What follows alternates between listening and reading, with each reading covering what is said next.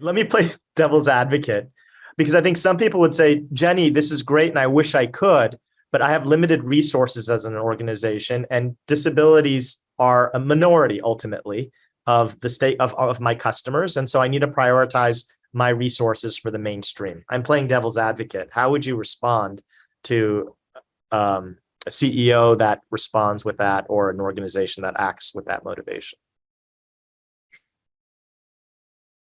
Well, first I'd have to control my eyebrows because they give away my thoughts.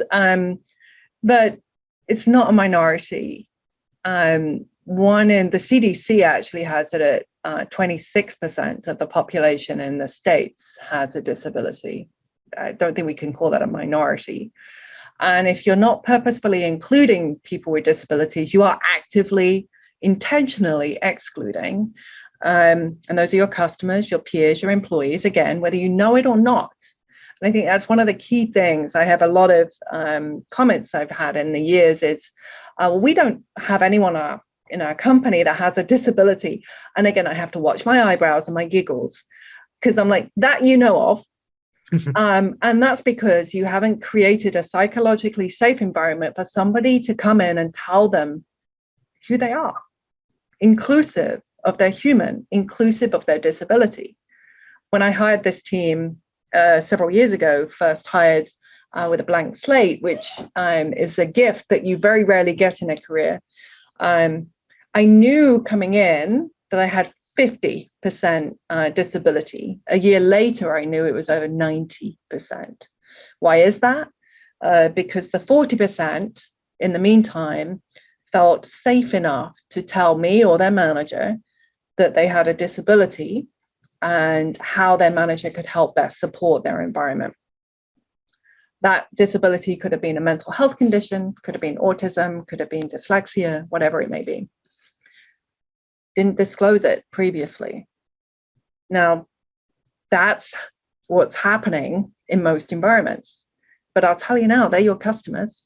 And I'll give you one quick example of that. I went to a restaurant recently on the many travels. It was an environment. It was very open because we are still in a pandemic, and it was outdoors. But I asked if they wanted to verbally give me the menu, and I said, "Well, do you mind if I have a written copy?" And they turned to the person with me and said, "Would you mind telling her what I say?" And writing it down for me, because I can't be bothered with that.